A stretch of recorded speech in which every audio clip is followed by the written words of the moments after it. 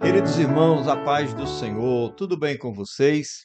Desejo que a bênção do Senhor esteja sobre a sua vida e de toda a sua família. Eu sou o presbítero Josué Batista e você está conosco no canal Bereano Pentecostal, canal voltado para o estudo da Palavra de Deus e para o desenvolvimento da vida cristã.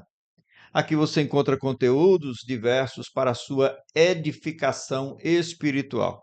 Por isso eu te convido a se inscrever no canal e a ativar o sininho das notificações para receber os nossos conteúdos. Também te peço que desde já deixe o seu like, deixe aí um comentário, pode ser só a sua saudação com a paz do Senhor, um amém, um olá, qualquer palavrinha básica aí que você queira deixar, ou pode deixar algo mais elaborado, sua sugestão, sua pergunta, que nós teremos também prazer em responder. E ainda eu te peço para compartilhar este vídeo com mais pessoas e assim você estará abençoando o nosso trabalho, o trabalho do Bereano Pentecostal. Meus queridos irmãos, como vocês que acompanham o canal sabem, estamos semanalmente aqui para fazermos o estudo das lições da Escola Bíblica Dominical. Estamos estudando uma série de assuntos maravilhosos neste primeiro trimestre do ano de 2025, com a temática Em Defesa da Fé Cristã. E como subtema, combatendo as antigas heresias que se apresentam com nova aparência. E a lição que vamos estudar hoje é a lição de número 11. A salvação não é obra humana. E para estudar conosco, para fazer os comentários desta lição conosco, está aqui mais uma vez o nosso querido professor, presbítero Luiz Carlos Oliveira. Ele que já é parceiro deste canal desde o início, né? Então, eu quero dar aqui a oportunidade para o irmão Luiz Carlos fazer a sua saudação e logo em seguida nós passarmos ao estudo da lição em apreço. Meus queridos irmãos, eu quero cumprimentá-los na paz do Senhor, dizer da minha alegria, da minha satisfação de estar aqui produzindo, né, mais esse conteúdo que tem sido tão saudável e de grande ajuda para as escolas bíblicas dominical, para os professores, superintendentes e alunos que têm acompanhado esse canal já ao longo de algum tempo, né? São muitas aulas gravadas, muitas horas gravadas e todas elas tratando de assuntos pertinentes ao reino de Deus. Então, eu me sinto sempre muito grato a Deus toda a oportunidade que tenho de ser aqui um canal de bênção para a sua vida, para a sua edificação. Então, vamos juntos aprender a palavra de Deus. Glória a Jesus. Muito bem, irmão Luiz Carlos. O título da lição nós já falamos, repetindo aqui: a salvação não é obra humana. O texto áureo nos diz: não pelas obras de justiça que houvéssemos feito, mas, segundo a sua misericórdia, nos salvou pela lavagem da regeneração e da renovação do Espírito Santo. Isso está em Tito, capítulo 3, versículo 5. E a verdade prática também nos fala o seguinte: a salvação é um ato da graça soberana de Deus pelo mérito de Jesus Cristo e não vem das obras humanas. A leitura bíblica em classe encontra-se em Efésios, capítulo 2, versículos de 1 a 10, é o texto que nós vamos hoje usar como base para o estudo desta lição. E os objetivos da nossa lição, irmão Luiz Carlos, são 3. Leia os objetivos, por favor. Ensinar a respeito da doutrina da salvação sob a graça de Deus. Em segundo lugar, elencar os ensinos inadequados sobre a salvação na antiguidade. E, em terceiro lugar, correlacioná-los aos ensinos inadequados sobre a salvação na atualidade. Muito bem. Então, são esses os nossos objetivos e a introdução. Nós temos uma pergunta introdutória. Eu quero já aqui passar para você, né, fazer estes comentários que diz, a nossa pergunta é a seguinte: como Paulo, ele vai nos apresentar nesse texto de Efésios, capítulo 2, versículos de 1 a 10, essa perícope, né? a questão da salvação do homem. Aí você vai nos trazer, né, o esclarecimento se ela é um mérito humano, resultado de uma meritocracia humana, e assim, de forma abreviada, porque estamos Ok, aqui na introdução do nosso assunto. ok. Só para ressaltar, o apóstolo Paulo, ele já vem tratando sobre este tema tão importante, desde o primeiro capítulo do texto.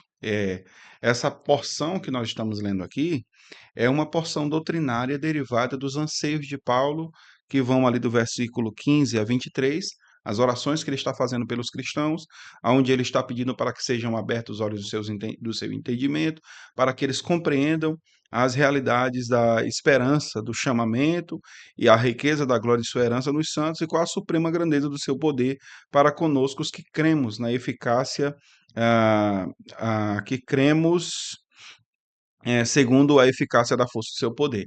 E é nesse contexto que ele vai mostrar quem é Cristo para a igreja, o que é a igreja para Cristo, e ele vai nos fazer lembrar que esse processo da salvação, né, ele mostra o que Cristo nos fez, aplicando a obra da redenção, a obra da salvação em nossas vidas. Ele inicia dizendo: Ele nos deu vida, estando nós mortos em delitos e pecados, quais andávamos outrora. Nessa ordem que ele vai apresentando essa obra da salvação, ele mostra como essa obra foi aplicada em nossos corações por meio da graça de Deus. Ele enfatiza que pela graça que somos salvos mediante a fé, isso não vem de vós, é dom de Deus. Aí diz que não vem das obras para que ninguém se glorie, pois somos feitura sua, criados em Cristo Jesus, para as boas obras, as quais Deus o Pai preparou para que andássemos nela. Né? Ele preparou de antemão para que andássemos nela. Nesse quesito, Paulo deixa claro que a salvação é uma obra da graça de Deus, né? A graça de Deus atuante, a graça de Deus sendo o amor ativo de Deus que opera de maneira eficaz, de maneira profunda, de maneira restauradora na vida de homens que estavam mortos em delitos e pecados. Amém. Amém? Pronto, essa é a sua introdução? Isso. Muito bem. Só aqui trazendo um rápido contexto, Luiz Carlos, nós estamos estudando nessa sequência de lições do primeiro trimestre, estudamos várias doutrinas, principalmente a cristologia, não é? E agora nós entramos para essa temática da soteriologia, que é Isso. outra doutrina, é importante que os nossos professores estejam também, né, aplicados no estudo, na revisão deste conteúdo, para que possam melhor explanar para os nossos É alunos. interessante, presbítero Josué, que esse conteúdo da lição, ele está mostrando aquelas doutrinas que são basilares à fé cristã. Elas são doutrinas que o cristianismo, ao longo dos séculos, ele batalhou, e a teologia, né, que ela é dinâmica, né, chegou até nós e esses artigos de fé, essas doutrinas, elas são defendidas por toda a igreja protestante, né? Uhum. Independente de sua linha ou corrente teológica. O que difere-nos das seitas e das heresias que já discordam ou apresentam novas interpretações acerca da salvação.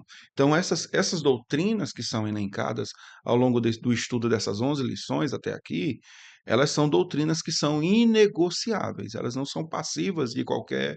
ah, é menos importante do que as demais. Por isso, nós dedicamos tanto tempo ao estudo do ser de Deus e seus atributos, né? Uhum. Estudamos quem é Deus, estudamos a divindade, estudamos a trindade, estudamos a pessoa de Cristo, as obras de Cristo, a encarnação, a humanidade, o Filho é igual ao Pai. Estudamos há poucas semanas sobre a pessoa do Espírito Santo, para que fique bem consolidado diante da igreja quais são aqueles artigos de fé que nos tornam o corpo de Cristo, nos tornam cristãos. Essa é a fé que Judas diz que é a fé que nós temos que batalhar por ela, né? A fé que uma vez nos foi dada. No texto de Judas ali, a fé é o compilado doutrinário que foi dado a nós, foi legado a nós. Então, é isso que o nosso comentário está falando. Nessa lição, nós estaremos estudando sobre esse assunto tão importante que é a obra da redenção, a consumação, a aplicação e a efetuação e a aplicação da obra da redenção, que é o que Cristo fez na cruz e o que o Espírito está aplicando na vida do pecador. Uhum. O nosso comentarista, até na introdução, ele diz que, além disso, deixa clara a impossibilidade de qualquer pessoa garantir salvação por meios próprios, por seus próprios esforços, e até mesmo de desejar salvação ou sentir a necessidade de Deus, senão por intervenção divina direta por meio do Espírito Santo. Deixando claro que essa obra da graça é uma intervenção no coração de homens perdidos e pecadores. O que as heresias e as seitas vão fazer é ou adicionar, né, alguma coisa à obra da salvação, ou seja, para que você seja salvo, você não precisa apenas crer na obra eficaz de Cristo Jesus, mas você precisa adicionar determinadas obras ou adicionar determinado tipo de fidelidade a um ajuntamento, a um grupo, a um credo, a alguma coisa do tipo, né? O que as heresias vão fazer é adicionar novos recursos à mensagem do evangelho.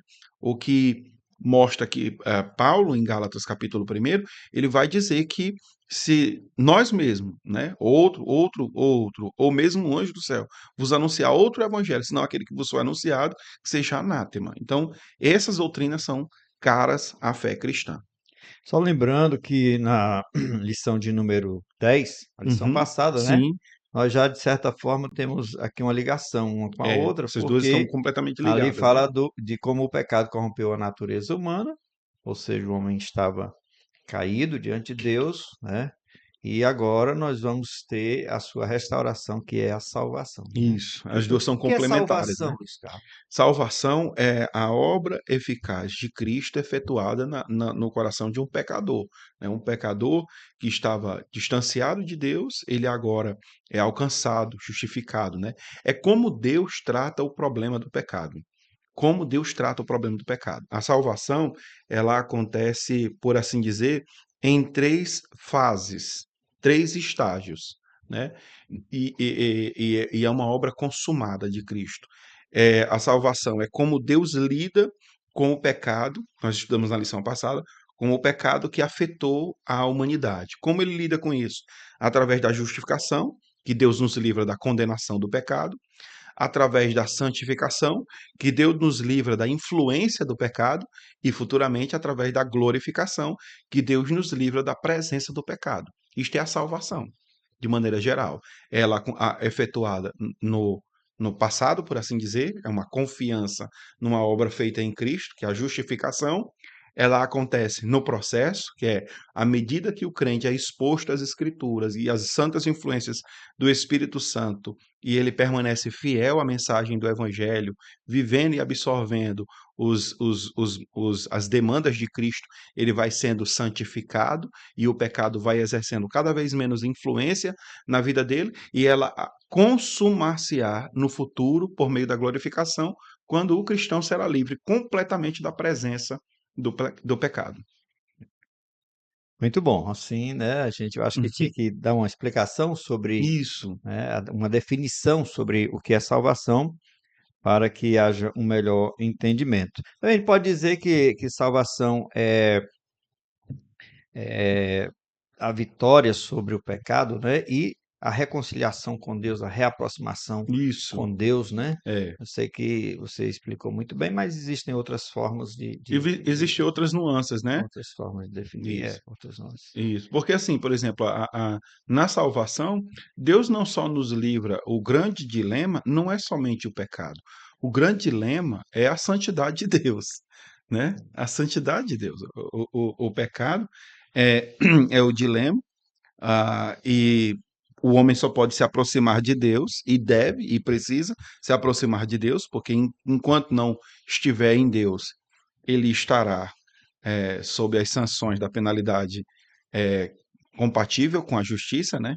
Então, o homem precisa ser livre dessas penalidades que estão para recair sobre ele, que são as penalidades, as demandas da lei de Deus que estão contra o homem. Então, esse homem, ele precisa arcar com as consequências disso. É um altíssimo preço a ser pago. E ele não tem condições de pagar essa conta, né? A, a, a conta precisa ser paga por alguém que tenha esse recurso, né? precisa ser pago por alguém que tem esse recurso. Como na parábola que Cristo conta, né? O indivíduo que devia algo que era uma soma que Conta ninguém, impagável. uma conta impagável, era impossível de ser pago aquela conta, era uma conta muito alta. Então, alguém chegar e perdoar. Cristo usa aquilo mesmo, com aquele comparação, aquela comparativo, para mostrar o grau do preço que nós tínhamos em dívida com Deus por causa do nosso pecado. Eu costumo dizer ah, que o pecado não é medido pelas nossas balanças moralistas, né? Que as nossas balanças ela é sempre um pouco pensa, né? Um pouco torta, né? É. E já dizia o João Grilo que tudo que é penso é torto, né? Tudo que é penso é torto. O pecado sempre é mais feio no outro, né? Em nós, ele às vezes é um deslize, é uma falha. No outro, ele é uma maldade, né? Uhum. Totalmente reprovável. O pecado, ele não é medido pelas nossas balanças. O pecado é medido pela dignidade contra quem o pecado foi cometido.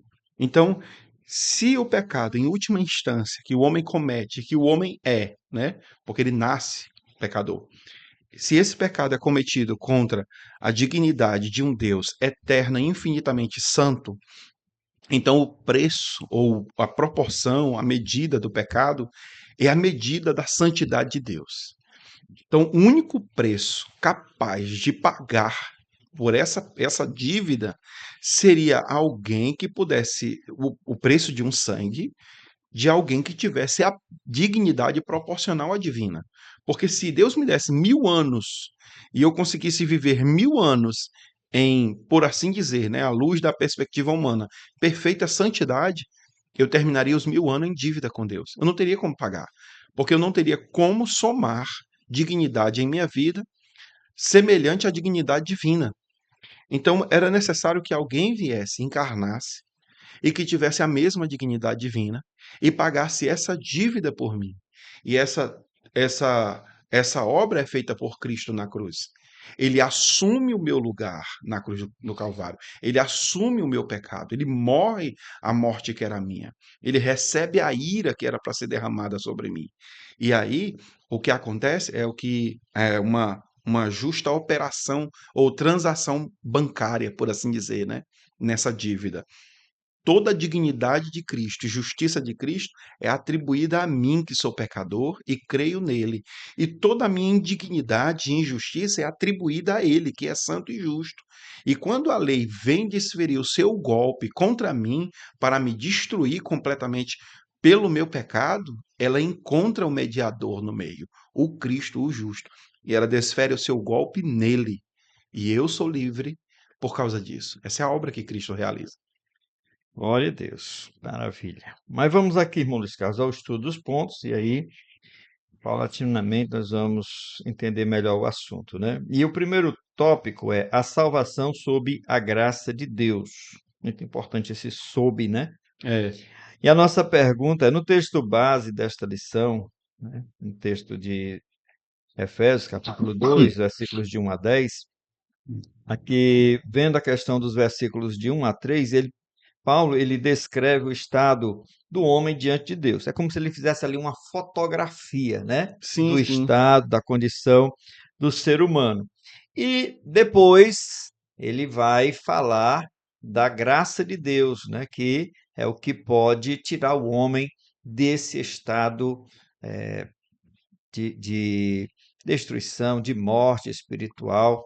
E aí eu quero que você fale sobre isto, né? Como ele faz essa fotografia, de que forma ele apresenta essa fotografia do ser humano, esse estado em que o ser humano se encontra, e aí há várias expressões que ele usa, né? Isso. Que eu queria que você pudesse aí enfatizar, e depois falasse da outra parte do capítulo, do texto, em que ele vai apresentar como Deus fez para nos tirar desse estado. Ok. Em primeiro lugar, nos versículos de 1 a 3, de Efésios capítulo 2, Paulo faz um retrato do ser humano antes dessa intervenção divina que falamos, né? Ele está morto espiritualmente, escravizado pelos desejos da carne e sob a condenação divina. Ele está debaixo de uma condenação. esse é um estado de morte espiritual, que significa a total incapacidade de buscar e de agradar a Deus. Então, aqui há umas eh, expressões que são usadas por Paulo. A primeira delas é mortos, né? Ele nos deu vida, estando vós mortos, ele vos deu vida, estando vós mortos em vossos delitos e pecados. Então, Paulo inicia essa afirmação, dizendo que estamos nesse estado de morte, e eu estava anotando aqui que o que significa mortos aqui é necros, né? Necros, que significa morto, sem vida, incapaz de qualquer reação. Então, essa morte não é uma morte física, é uma morte espiritual, né? Está se referindo à separação do indivíduo de Deus e o que quais são as implicações desse estado de morte em que o homem se encontra, né? É uma incapacidade espiritual, que o homem não pode salvar-se, ele não pode se aproximar de Deus por mérito. O estado de morte do homem é essa incapacidade do homem de se aproximar de Deus. Nós correlacionarmos esse texto com Romanos capítulo 3, o apóstolo Paulo vai dizer que não há quem busque a Deus. A partir do verso 10, né? Não há nenhum justo sequer, não há quem entenda, não há quem busque a Deus. Então, nenhum homem está buscando a Deus por conta dessa incapacidade que ele tem, né? Que o homem nasceu com ela, nesse estado de pecado. Esse estado de morte também é o estado de separação. Assim como um cadáver não pode interagir com o mundo físico, assim o pecador ele não consegue interagir com o reino de Deus, né? Ele não pode ver o reino de Deus, ele não pode interagir com ele. Isso a gente vê, por exemplo, no diálogo que é feito ali por Nicodemos e Jesus, né? A gente costuma ler o capítulo ali 3 de João, mas antes dele é que o capítulo realmente inicia, né? É quando Jesus opera vários sinais, no finalzinho do capítulo 2, e alguns fariseus creram nele. Aí o texto abre e diz assim: Mas Jesus não acreditava em nenhum deles, pois desde o início Jesus sabia o que havia no coração dos homens. Aí diz assim: Havia dentre eles um homem chamado Nicodemos, principal, né, do príncipe dos fariseus. E esse foi ter de noite com Jesus. Aí como é que Nicodemos chega, né? Nicodemos chega assim: Mestre, nós temos visto que tu vem da parte de Deus, né? Nós cremos que tu vem da parte de Deus, porque ninguém faz as obras que tu faz se Deus não for com ele. E aí Jesus já rebate essa fala de Nicodemos, dizendo que, em verdade, eu te digo que se você não nascer de novo, você não pode ver o reino de Deus. Então, ali é Nicodemos, nesse estado de morte, incapaz de enxergar a realidade de quem é Cristo. E sabemos que és o Cristo vindo da parte de Deus, né? Ninguém faz as obras que tu faz se Deus não for com ele. Então, mesmo ele tendo uma interação intelectual entre os sinais que haviam profetizados acerca do Cristo e os sinais que Cristo estava realizando, e ele ter, como é que se diz, pensado assim, isso deve ser algo real, ele só pode ser alguém vindo da parte de Deus. Isso não foi a prova de que ele era um pré-salvo ou coisa parecida. Era o Cristo denunciou que ele não tinha capacidade de enxergar se ele não nascesse de novo. Esse estado de morte também fala da escravidão do pecado. O estado de morte espiritual também significa que o pecado domina completamente o coração humano. O texto de Romanos, João capítulo 8, verso 34, fala desse estado de corrupção. Até marquei aqui, 8:34, que o Senhor Jesus diz assim: Respondeu-lhe Jesus: em verdade vos digo, todo que comete pecado é escravo do pecado. Aqui não é a pessoa que comete só, é a pessoa que vive na prática do pecado. Aquele que vive apenas essa realidade, ele é escravo dessa condição. Romanos capítulo 5, verso 12 diz: Portanto, assim como por um homem entrou o pecado no mundo, e pelo pecado a morte, assim também a morte passou a todos os homens, porque todos pecaram. Então, essa é a condição do homem nesse estado de pecado, né? Paulo fala que estão mortos em delitos e pecados, mas ele também avança e fala sobre uma conformidade com o mundo e uma submissão ao maligno. Verso 2 E diz assim: nos quais andastes outrora, segundo o curso deste mundo, segundo o príncipe das potestades do ar, do espírito que agora atua nos filhos da desobediência. Então, nesse versículo, ele mostra que não é só uma condição que o homem tem, espiritual, Uhum. um estado espiritual em que o homem se encontra sem Deus, mas é também uma conformidade com este mundo. Ah, o apóstolo João, na sua primeira epístola, ele fala: não ameis o mundo, nem o que no mundo há. Porque tudo que há no mundo, a concupiscência da carne, a concupiscência dos olhos e a soberba do mundo, a soberba da vida, é do mundo e não de Deus. E o mundo passa bem como as suas concupiscências, mas aquele que faz a vontade do Senhor permanece para sempre. Então, nós andávamos outrora nessa condição de sermos dominados por essas paixões mundanas, né? Conformidade com essas paixões.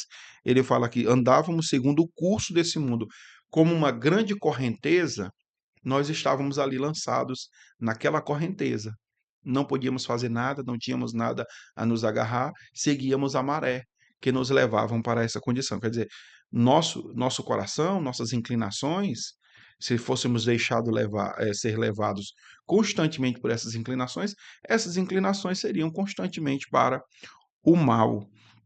O texto bíblico também fala que não só andávamos segundo o curso desse mundo, mas andávamos também segundo o príncipe das potestades do ar, o espírito que agora atua nos filhos da desobediência. Né? Ele está falando que nós andávamos também segundo as orientações, as inclinações, o modo de pensar de Satanás, do diabo. É o que Cristo fala quando denuncia aquela mentalidade de Pedro lá em Mateus capítulo 16, quando Pedro diz: não, Senhor, não te faças isso, né? De modo algum isso te sucederá. E Jesus o repreende e diz assim: para trás de mim, Satanás, né? Porque me serve de escândalo, porque não cogitas das coisas de Deus, mas apenas das coisas dos homens. Ele está denunciando, não Pedro, não está dizendo que Pedro é Satanás, mas ele está denunciando uma mentalidade mundana que está influenciando os pensamentos de Pedro. Né? Essa é a mentalidade do diabo, do príncipe deste século.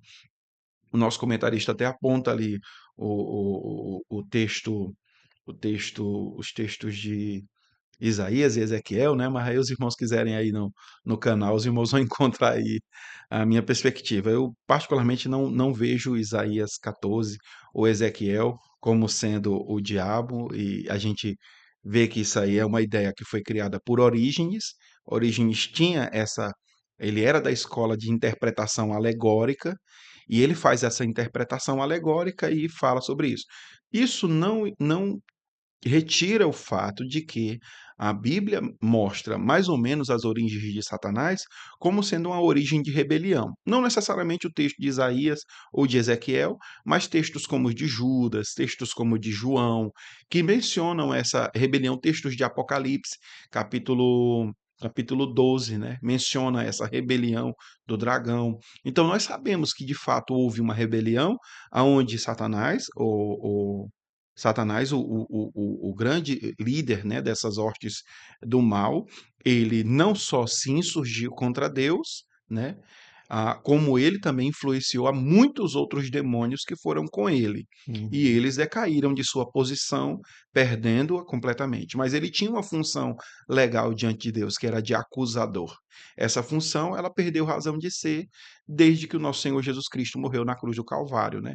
Na cruz do Calvário, o Senhor Jesus Cristo resolveu o nosso problema com o diabo, né? Porque ele era o acusador que acusava os nossos irmãos de dia e de noite, né? Todos os dias diante de Deus, mas ele não tem mais o lugar diante de Deus, porque o Cristo o venceu na cruz do Calvário. Em Colossenses é dito que ele expôs todo o principado e potestade e a vergonha, triunfando sobre eles, né?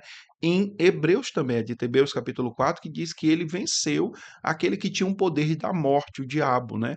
E isso ele o fez na cruz do Calvário.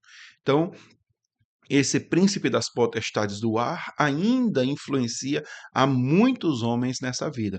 E enquanto os homens não receberem a Cristo, não forem transformados em novas criaturas, não forem regenerados, eles não só andarão conforme a natureza pecaminosa, mas também andarão conforme o curso desse mundo e segundo o príncipe das potestades do ar. Então, em segundo lugar, havia uma conformidade com o mundo e uma submissão ao maligno.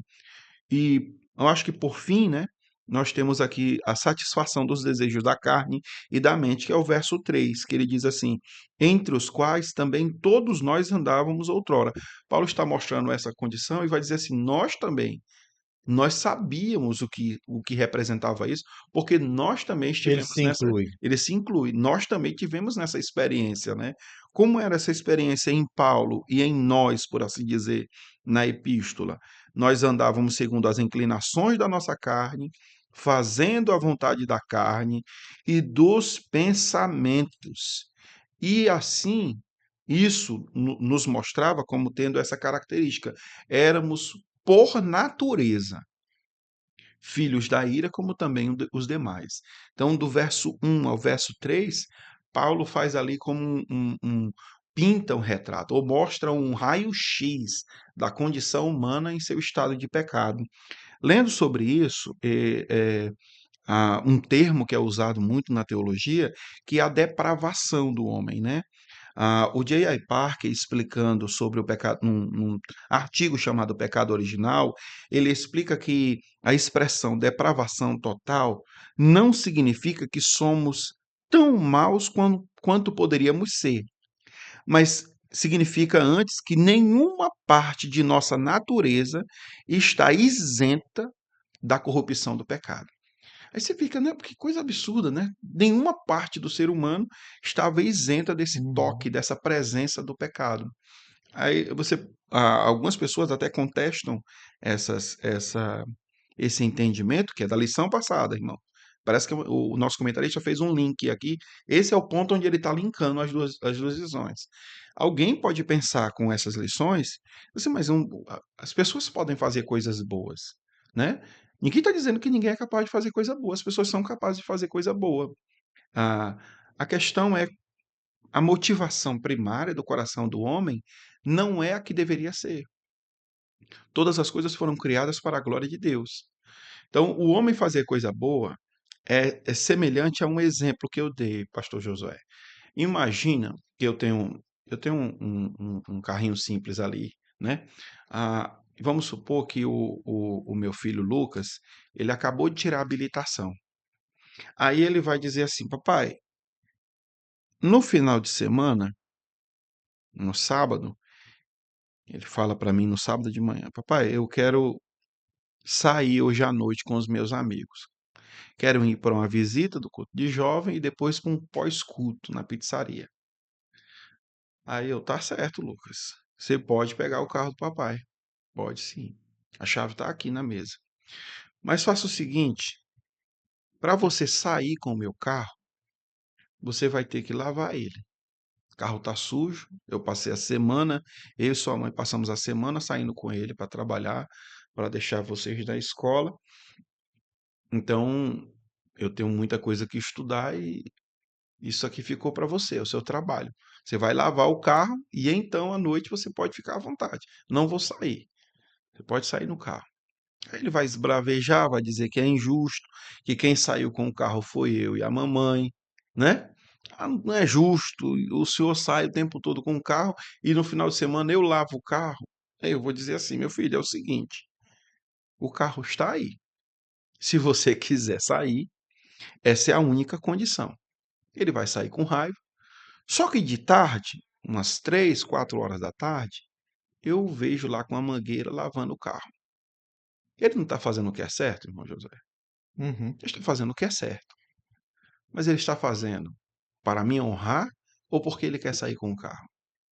Ele está fazendo porque quer sair com o carro. E essa é a única condição. Assim é o homem no seu estado de pecado quando faz o bem.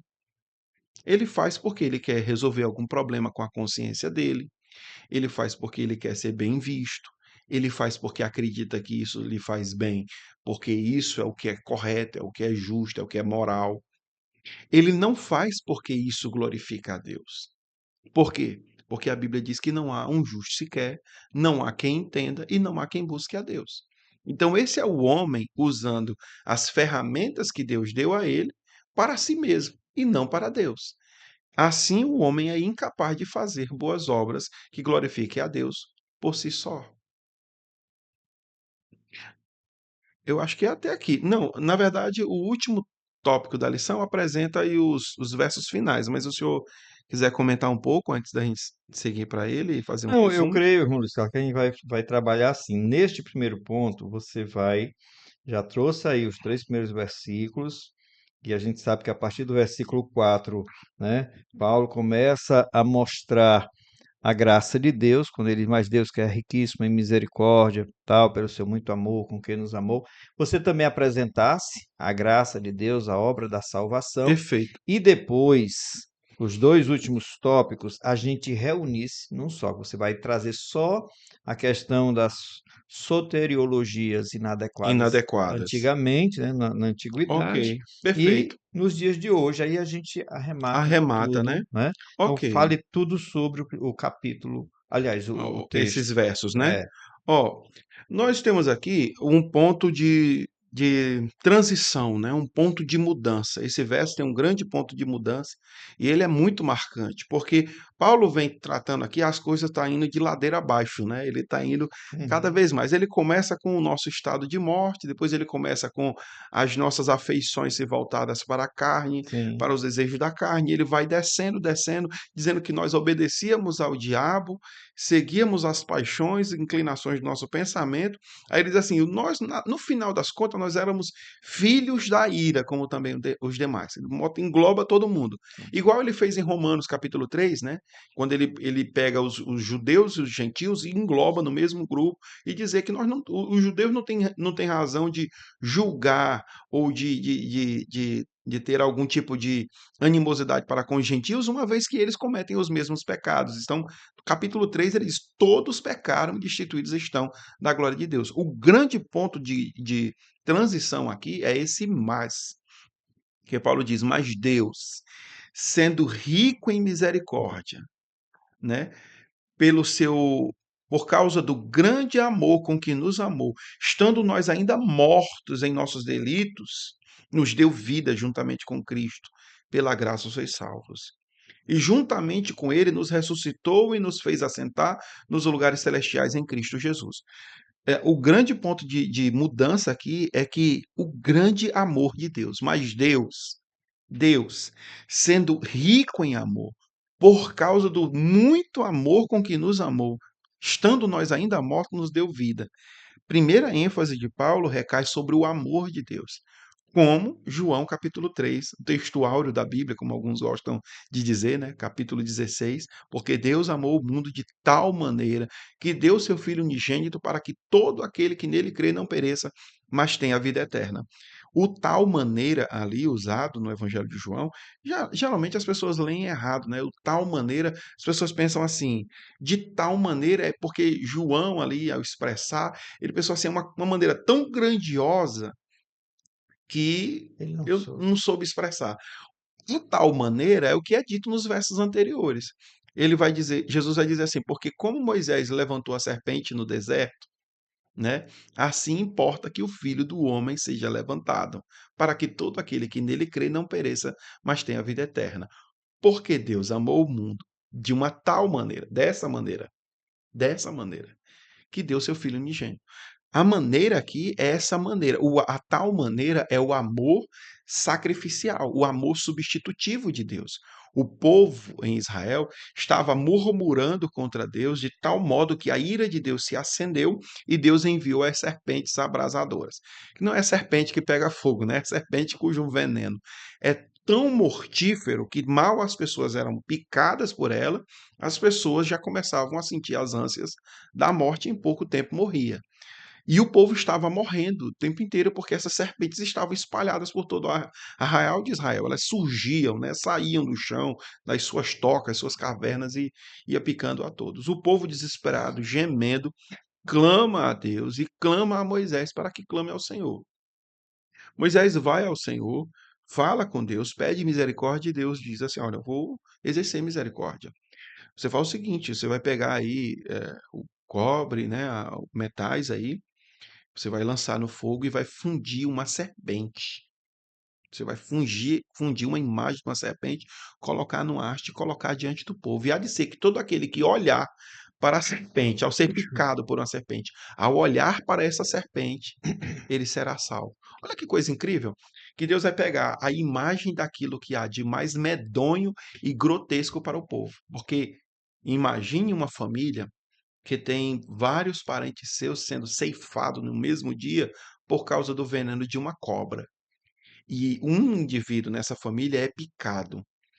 E a única forma dele ser salvo é nos segundos que ele tem de vida após ser picado, olhar para o objeto, esse objeto terrível que é a serpente, né? A imagem daquele objeto que o picou, que está matando a ele, olhar para ele e ser salvo. Veja que Ei, nós. mas hoje também o soro antiofídico, né? É, Ele é produzido pelo próprio veneno da serpente, isso, né? exatamente, é. Engraçado como Graças a Deus pela a inteligência que Deus dá ao homem, né, a capacidade de é o encontrar próprio isso, né. veneno que mata o homem, a partir dele é feito o remédio para combater Exatamente, o veneno isso. Assim mortal. como a cruz, que seria o símbolo da condenação do homem, é o único meio da redenção do mesmo, né. Aliás, o Senhor me fez lembrar que, eu estava indo para uma igreja, e nessa igreja tinha salinha, eu estava, indo, né, tinha salinha, meu filho estava indo para a salinha. E o meu filho mais novo, o mais velho, o Lucas, ele tinha 5 ou 6 anos na época. O Lucas deu muito trabalho na salinha. Aí eu disse assim: olha, nós vamos para uma igreja e lá vai ter salinha. Só que eu não vou deixar você ir para a salinha por causa do trabalho que você deu. Você vai ficar no culto comigo. Vai ser um culto de Páscoa. E o pastor vai estar pregando uma mensagem sobre a Páscoa. E eu quero que você fique no culto do meu lado. Para ele muito era ruim. Ele queria estar na salinha ali, aquela aula lúdica, né? Mas o castigo ia ser ficar do meu lado lá. E eu ainda dei uma ordem para ele. Eu disse assim, Lucas, o trabalho vai ser estar no culto. Tudo que eu fizer, você vai fazer. Se você vê eu orando, você vai orar. Se você vê eu cantando, pode dar o seu jeito, você vai cantar. E quando você vê eu prestando atenção na mensagem, preste atenção na mensagem. Mas tem um adendo. Ele, qual, papai? Quando eu chegar em casa, eu quero que você me dê um resumo do que você entendeu da mensagem. Aí ele tá certo. Ele ficou ali, assistiu o culto todo comigo. Na mensagem, o pastor que estava pregando, ele pregou sobre Cristo, Cordeiro Pascual. Pregou uma mensagem bela, uma mensagem muito bonita. E o Lucas ficou prestando atenção. Quando chegamos em casa, eu disse: pronto, é hora da gente conversar. Aí ele, papai, eu estava pensando em responder ao senhor, mas eu não sei explicar como o pastor explicou, não. Eu não quero que você explique como pastor, eu quero que você explique como você entendeu. Ele disse: eu posso desenhar? Ele pode. Aí eu pode. Ele pegou um papel e ele fez uma bola e ele fez assim, como se fosse o globo terra. Ele fez o globo terra coberto de cruzes, como se fosse um sol, só que os raios eram várias cruzes. Aí ele disse assim: tá aqui, papai. Aí eu, o que é que você entendeu? Aí ele fez uma cruz bem grande no centro. Aí ele disse assim: papai, todos nós, por causa do pecado, estávamos condenados à cruz. Todos nós. Mas Cristo veio morrer em nosso lugar.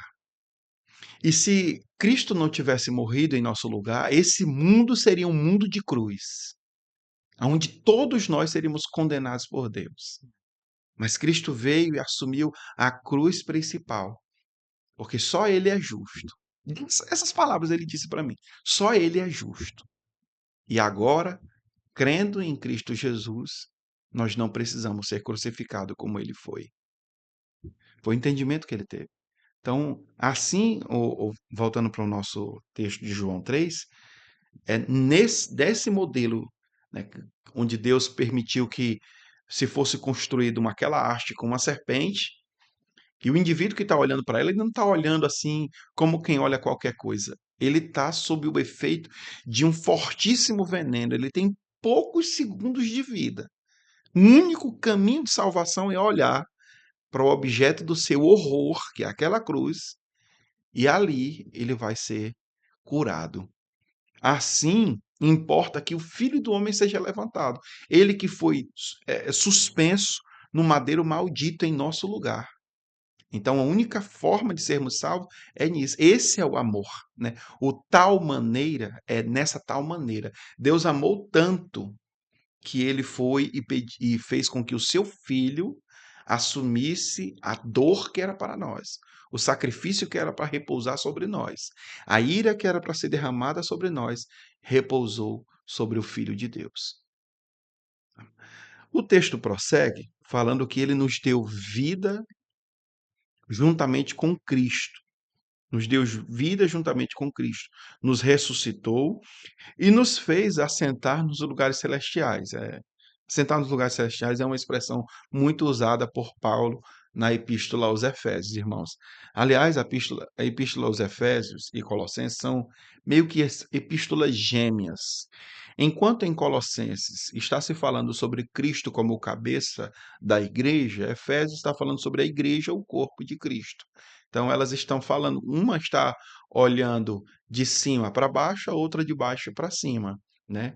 Uma está com degraus elevando-se até as regiões celestiais e a outra está com degraus descendo das regiões celestiais até a terra, até onde estão os homens. E aí Paulo, por isso que Paulo está dizendo, ele nos fez assentar nas regiões celestiais.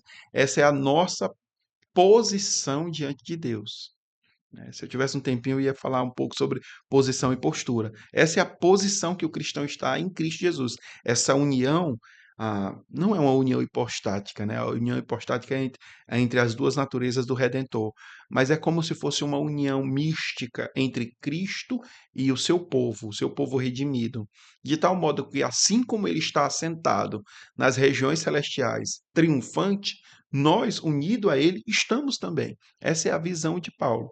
E Paulo está englobando tudo isso e dizendo assim: olha, pela graça sois salvo. Esse é o grande mote de Paulo, né? A graça de Deus. Nós costumamos dizer que a graça é favor imerecido. É o que significa graça, né? Chariz ou beleza, graça, né? Gracioso, ou como dizia no livro Maravilhosa Graça, o Philip Yancey, né? Ele diz que a última palavra perfeita, achei lindo essa expressão dele, a última palavra perfeita é graça, porque em qualquer contexto em que você inclua a graça, ela continuará sendo graça. Eu gosto de dizer que a graça é o amor ativo de Deus que oferece a maior de todas as dádivas a quem merecia o pior de todos os castigos. Então, a graça é esse amor ativo de Deus, é um amor atuante, onde Deus nos oferece a maior de todas as graças. Qual é a maior de todas as graças? O maior de todos os presentes. Alguém pode dizer assim: Luiz Carlos, o maior de todos os presentes é a justificação, ou a regeneração, ou ir morar no céu, ou a vida eterna. Não! Todos esses são presentes inferiores ao maior de todos os presentes. O maior presente de Deus é Deus mesmo. A maior dádiva de Deus na salvação é Deus ter nos dado o seu Filho. Ele nos deu o Cristo. Essa é a maior de todas as dádivas. É dado a nós gratuitamente. Nós que merecíamos o pior de todos os castigos. A eternidade infindável de sofrimento no inferno. Era o que merecíamos pela nossa condição, mas recebemos em Deus a maravilhosa graça dele, que é Cristo Jesus. Ah, o nosso comentarista ainda aponta aqui para mostrar nos séculos vindouros a suprema riqueza de sua graça em bondade para conosco em Cristo Jesus. Ou seja, de alguma forma Deus pretende revelar essa glória no futuro, nos séculos vindouros, revelar isso de maneira plena a todos, né? Cristo será glorificado por causa do que ele realizou em nós, né? Por meio de sua morte porque pela graça sois salvos mediante a fé, isso não vem de vós, é dom de Deus. Não vem das obras, para que ninguém se glorie. Aqui o nosso comentarista, ele aponta que, bem aqui bem no finalzinho do terceiro subtópico, isto é, né, uma boa exegese esclarece que a expressão isto é dom de Deus se refere à salvação pela graça e não à fé. como afirma a respeito um erudito da língua grega, né? A graça é É parte, a parte de é a Deus. parte de Deus e a fé é a nossa parte. A fé é o meio e a salvação é o fim. O meio vem antes do fim. Uma pequeno adendo que eu gostaria de oferecer a essa expressão é que a expressão isto é toutos no grego. Toutos, que é um pronome demonstrativo, neutro e singular. E ele está se referindo ao todo da salvação e não à fé ou à graça individualmente. Aqui, o isto é todos. Paulo está falando de um todo da salvação. O problema é quando nós queremos interpretar o texto à luz de dois versos. Mas lembre, Paulo está tratando uma doutrina que ele vem tratando desde o capítulo 1, vários aspectos dessa obra redentora. O planejamento passado, na eternidade passada de Deus, da salvação, a aplicação dessa obra da salvação, a aplicação não, a realização da obra da salvação em Cristo, a aplicação dessa obra da salvação por meio do Espírito, e aí depois Paulo começa a orar para que a igreja possa compreender essa suprema riqueza de sua glória, de sua graça, que ele nos concedeu gratuitamente no amado e tal. E ele vai falando de tudo isso e depois ele mostra. Ele faz uma digressão dizendo: olha como éramos, e olha o que ele fez. E ele não está falando apenas de sermos salvos, ele está falando de nos ressuscitar juntamente com Cristo, nos fazer assentar nas regiões celestiais em Cristo e mostrar nos séculos vindouros a suprema riqueza de sua glória. Então ele está falando, o isto aqui, o totus, é a totalidade dessa obra. Isto não vem de vós. A totalidade dessa obra é um dom de Deus, é uma graça de Deus, Está é o falando dom da de salvação, né? isso, a totalidade da obra da salvação, né? Não é exclusivamente a graça ou a fé. Se for assim, é uma visão mais tacanha do texto, à luz de dois versos. Mas Paulo está falando muito mais do que isso, e o touto aqui, o isto é, não, isto, né? O totus que Paulo usa aqui fala da totalidade dessa obra da salvação, ok? Muito bem. Eu poderia prosseguir aqui, mas vamos para os últimos tópicos, irmão Luiz Carlos. E aí eu queria que você, como eu já pedi, né, para você abranger num só comentário tanto as doutrinas de salvação dos grupos, né, antigos, doutrinas heterodoxas, ou seja, diferentes da Isso, doutrina bíblica ortodoxa, né, doutrina correta, e também nos de hoje, porque nós sabemos que há grupos nos dias de hoje que pensam diferente a respeito da salvação, atribuindo ao ser humano um mérito, uma capacidade, uma condição, né, de produzir o seu auto-resgate, a sua auto-redenção. ok. Ah, desde os primórdios da igreja, diferentes grupos religiosos e filósofos apresentaram visões distorcidas da obra da salvação, né? O pastor Ezequias Soares destaca algumas dessas crenças equivocadas. Ele apresenta, por exemplo, o gnosticismo, que é a salvação por meio de um conhecimento secreto, né? Gnosticismo foi uma das principais ameaças à fé cristã no primeiro século, né? Essa corrente filosófica, religiosa, ensinava que a salvação não era obtida pela fé em Cristo, mas ela por acesso a um conhecimento secreto. Você precisava estar ali sob a tutela, sob a sombra, né? O pastoreio destes detentores desse conhecimento, que aos poucos você iria conseguir adquirir tal conhecimento. Você deveria assumir que o que eles estavam dizendo era correto, seguir de conformidade com aquilo até que você pudesse acessar esse conhecimento experimental. Os gnósticos acreditavam que o mundo material era inerentemente mau e que somente um pequeno grupo de iniciados poderia alcançar a redenção ao descobrir os segredos espirituais. Então, essa filosofia, ela ela foi assediou muito a igreja, por exemplo, a igreja da região de Colossos. Quando Paulo escreve a sua epístola aos Colossenses, ele escreve para combater o gnosticismo que está se instaurando na região dos Colossos. Não só ali naquela região, mas também João, na primeira, segunda, terceira epístola, ele também está combatendo as heresias do gnosticismo, né, que tinham esse ensinamento de que o universo era inerentemente mal, né? Tudo o universo criado, toda a matéria era má, e somente aquilo que era espiritual era bom, e assim eles acreditavam que o corpo por ser mal, nós estávamos ali ligados a ele, né, a essa matéria má, e nós precisávamos evoluir. Nós evoluiríamos para esse conhecimento por meio de meditações, por meio da ascese ou por meio da licenciosidade. Eram as duas vertentes do gnosticismo. Ou o ascetismo ou a licenciosidade. Ou seja, destrua o corpo, não lhe dando tudo o que ele precisa, ou destrua o corpo, lhe dando tudo o que ele precisa. Por meio da licenciosidade, eles poderiam desfrutar de todos os prazeres da carne, porque com isso, quanto mais pecados eles cometiam, mais eles estavam adulterando, violando o corpo, né?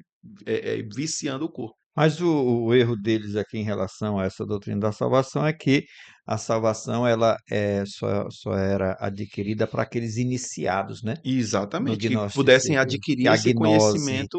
aquela gnose, aquele conhecimento especial, específico, né? E Isso. diferentemente de nós cristãos, cremos que nem é a doutrina que nos salva.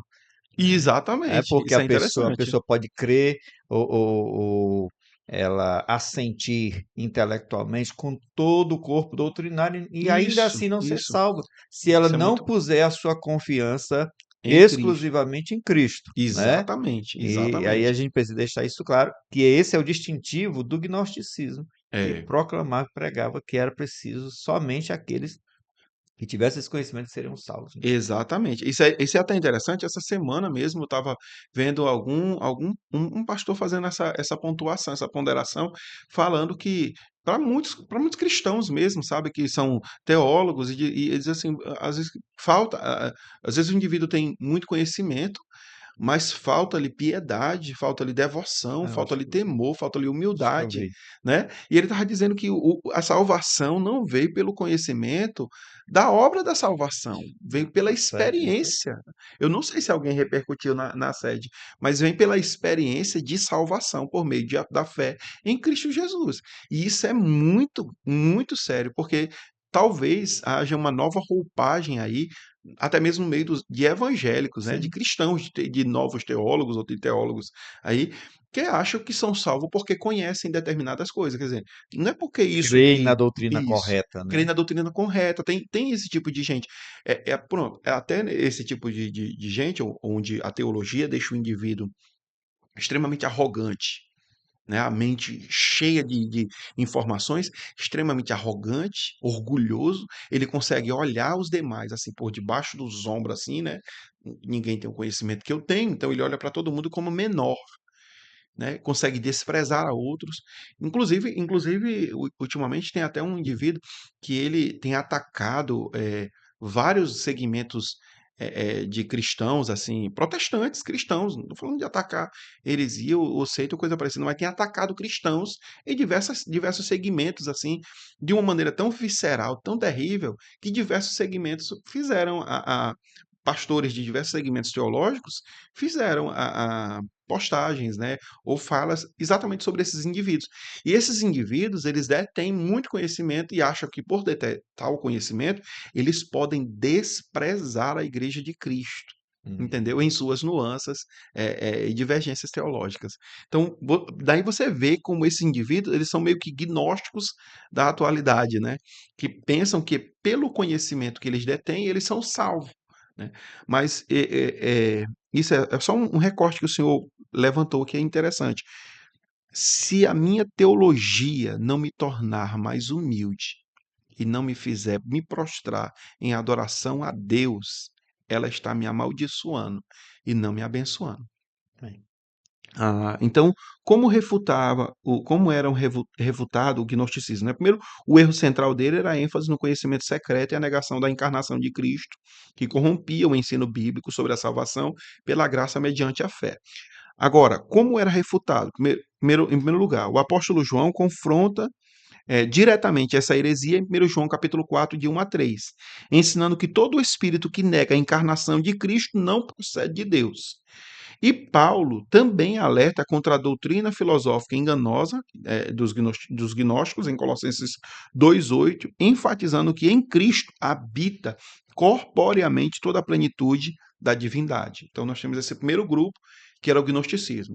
Então, se você pensar bem direitinho aí, Paulo, ali até perto da década de 60, né, que Paulo esteve ali atuando, João está escrevendo lá no final, ali já até 80, 90. 90, ele está escrevendo. Se nós pensarmos aí, essa heresia atacou cristãos no primeiro século inteiro, inteiro.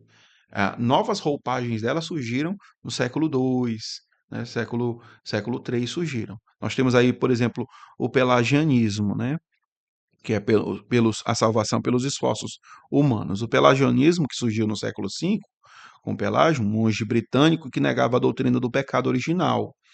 Ele ensinava que o homem não herdou a natureza pecaminosa de Adão. É óbvio que o comentário da lição, bem como o livro, o pastor Ezequias mostra que há algumas eh, divergências em verdades, ou pelo menos algumas dúvidas no ar. Né? Ele comenta no livro que não necessariamente temos um documento escrito do próprio Pelágio com essas heresias, mas temos mais comentários dos seus opositores, né, acerca delas. Se bem que alguns de seus seguidores têm documentos com esses pensamentos. Então, são documentos dos seguidores deles, né?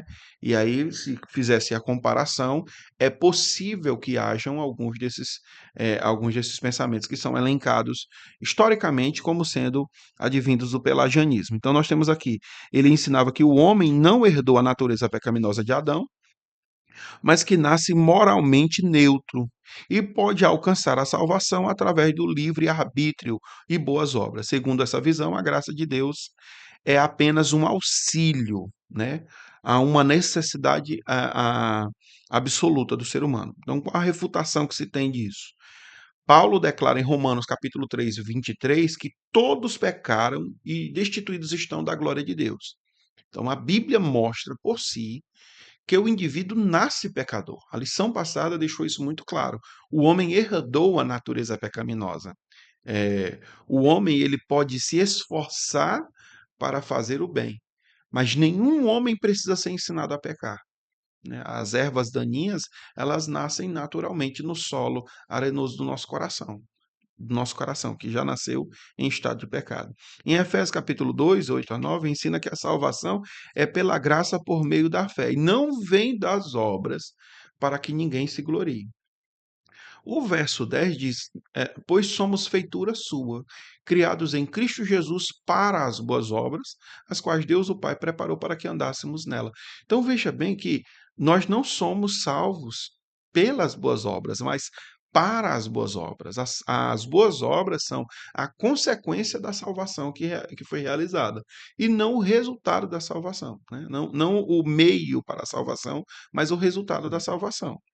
Então, o erro central do pelagianismo aqui é que ele exalta a capacidade humana e reduz a necessidade da graça divina, contradizendo a total dependência do homem em relação a Deus para ser salvo. Aí nós temos aqui os judaizantes. Os judaizantes, que eles são apresentados ali, por exemplo, em Gálatas, né, que Que Paulo é o está que o com comentarista vai chamar de os os galacionistas. galacionistas, exatamente, os galacionistas, na região dos gaulenses ali, aonde esses judaizantes que se converteram ao cristianismo, eles chegaram tentando influenciar aquela igreja, e até conseguiram influenciar a muitos daquela igreja a aceitarem uma nova a roupagem do cristianismo, do evangelho, aonde a salvação pela fé em Cristo não era suficiente. Era necessário se adicionar determinados ritos e obras, né, onde o indivíduo precisaria seguir determinados ritos e obras, ok? Então, veja que nesse estilo de salvação, ah, o indivíduo é salvo por meio da fé em Cristo, mas, né, observância aos ritos da lei, tais como observância de dias, observância de ritos cerimoniais ou leis dietéticas, né, acerca da dieta, da comida, e observância da circuncisão, por exemplo, o que Paulo condena veementemente em toda a epístola aos Gálatas. Então, no Concílio de Jerusalém, em Atos 15, do 1 a 11, Pedro e Tiago confirmam que a salvação não depende da lei, mas da graça de Cristo. Gálatas 2,16 declara que, sabendo que o homem não é justificado pelas obras da lei, mas pela fé em Cristo Jesus. Então, o erro central do judaísmo legalista obscurecia a justificação pela fé e tentava restaurar um sistema que foi cumprido e superado por Cristo Jesus. No caso do texto de Hebreus, o livro de Hebreus, todo é escrito para tentar impedir que a igreja fosse levado por esse vento de doutrina, porque é uma nova doutrina que está surgindo, né? Então, ah, indo agora para o último tópico da nossa. Eu queria se tu apontasse Sim, só as duas que são assim, porque ele traz aí o islamismo, mas está fora do cristianismo, é né? verdade, de Vamos fato. pegar aqui as TJs e o mormonismo. Isso. Deixa eu voltar aqui. Então. Pronto. Nós temos aí as testemunhas de Jeová, que a salvação é pelo pertencimento à organização. A testemunha de Jeová ensina que a salvação depende da lealdade à organização Torre de Vigia. Né?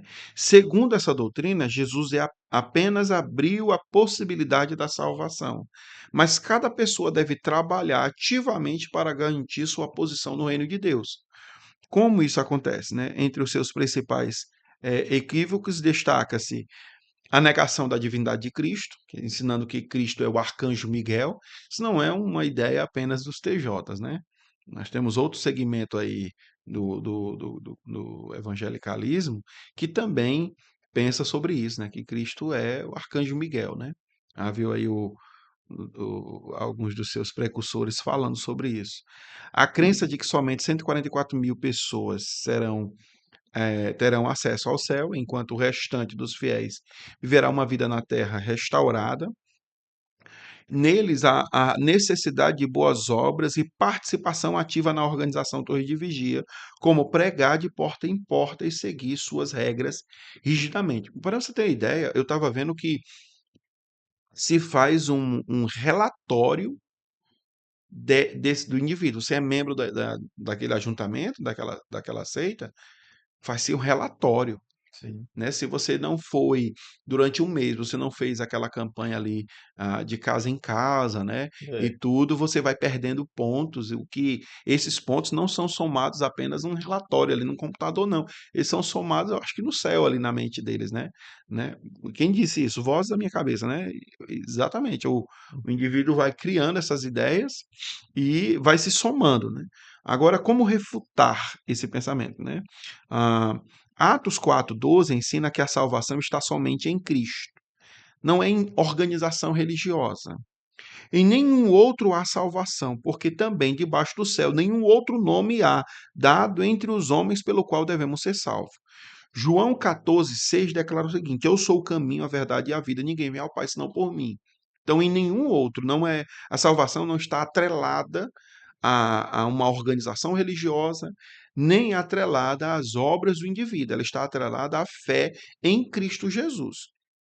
O que é dito aqui não quer dizer que o indivíduo não tenha que pertencer a um ajuntamento, a uma igreja, isso é uma coisa para outra, para a lição que vem, né? Onde é que fica essa minha participação? Então, eu posso ser um desigrejado, por exemplo? Não existe subsistência fora da comunhão dos santos, né? Deus serve a igreja, os seus santos, por meio da mutualidade deles. Então, é necessário estar ali, como o escritor sacro da Epístola aos Hebreus, ele orienta não deixando a vossa congregação, como é costume de alguns. Mas próxima lição, a gente destaca um Uhum. pouco sobre isso. O que deve se enfatizar aqui é que a salvação não está atrelada necessariamente a uma organização religiosa. O, eu estava lendo, presbítero Josué, que o George Whitefield, cada um deles tinha as suas características de pregação, né? Por exemplo, o Jonathan Edwards era monótono, né, na pregação, ele colocava o texto aqui, ele lia, né? George Whitefield, ele era extremamente expressivo e dramatúrgico, né? Ele dramatizava muito na pregação. E ele tinha uma mania, às vezes, de estar pregando, e às vezes ele gritava, né? Assim como se estivesse falando com Abraão no céu, né? Pai Abraão, aí no céu, tem algum anglicano? E ele mesmo respondia, né? Não, não há nenhum anglicano. Tem algum luterano, né?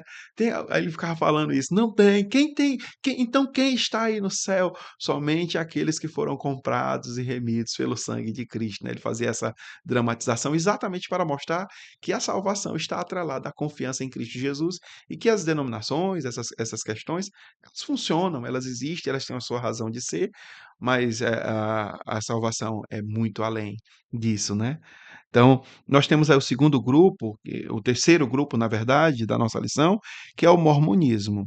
Neles, a salvação é pelas obras, batismo vicário e a revelação moderna, né? Os mormons, Igreja de Jesus Cristo Santo dos Últimos Dias, eles ensinam que a salvação envolve fé em Cristo, mas também exige obras, rituais e a revelação moderna. Por exemplo, salvação geral é garantida a todos os seres humanos por meio da ressurreição de Jesus.